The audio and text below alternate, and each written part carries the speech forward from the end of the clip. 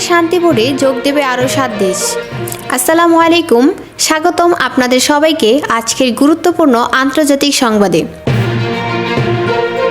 মধ্যপ্রাচ্যের চলমান যুদ্ধ পরিস্থিতিতে নতুন এক শান্তি উদ্যোগ নিয়েছেন মার্কিন প্রেসিডেন্ট ডোনাল্ড ট্রাম্প। তার প্রস্তাবিত শান্তি বোর্ডে যোগ দিতে সম্মত হয়েছে আরও 7টি দেশ। এক যৌথ বিবৃতিতে সৌদি আরব, তুরস্ক, মিশর, জর্ডান, ইন্দোনেশিয়া, পাকিস্তান এবং কাতার জানিয়েছেন তারা ট্রাম্পের এই শান্তি বোর্ডে অংশ নেবে।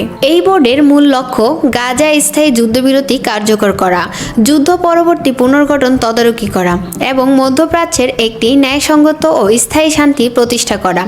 এর আগেই ইসরায়েল প্রকাশ্য এই বোর্ডে যোগ দেওয়ার বিষয়টি নিশ্চিত করেছেন। সুইজারল্যান্ডে বিশ্ব অর্থনৈতিক ফোরামে সাংবাদিকদের সঙ্গে কথা বলতে গিয়ে ট্রাম্প বলেন, রাশিয়ার প্রেসিডেন্ট ভ্লাদিমির পুতিনও এই বোর্ডে যোগ দিতে সম্মত হয়েছেন, তবে রাশিয়া দ্রুত জানায় তারা এখনও বিষয়টি বিবেচনা করছে। পুতিন বলেন, এই বোর্ড মূলত মধ্যপ্রাচ্য কেন্দ্রিক উদ্যোগ। তিনি আরও জানান, রাশিয়া প্রয়োজনে $1 বিলিয়ন সহায়তা দিতে প্রস্তুত। এই শান্তি বোর্ড নিয়ে আন্তর্জাতিক মহলে বিতর্ক শুরু হয়েছে, কারণ প্রস্তাবিত সনদে ফিলিস্তিন ভূখণ্ডের কথা স্পষ্টভাবে উল্লেখ করা হয়নি।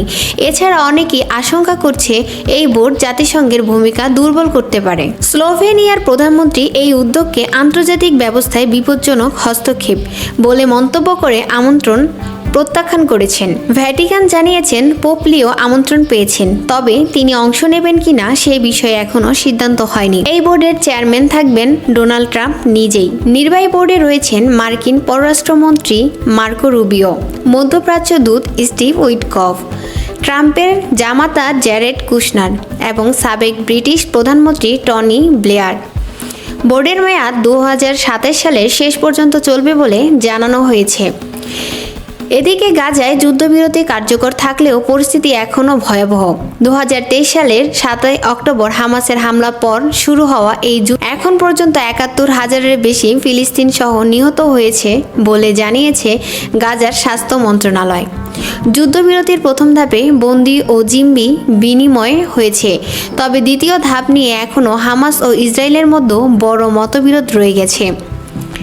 সব মিলিয়ে ট্রাম্পের এই শান্তি বোর্ড মধ্যপ্রাচ্যে শান্তির নতুন সম্ভাবনা তৈরি করলেও এটি কতটা কার্যকর হবে তা নিয়ে এখনও অনেক প্রশ্ন রয়ে গেছে। এ ছিল আজকের গুরুত্বপূর্ণ আন্তর্জাতিক সংবাদ। আরও আপডেট পেতে আমাদের চ্যানেলের সাথেই থাকুন। ধন্যবাদ।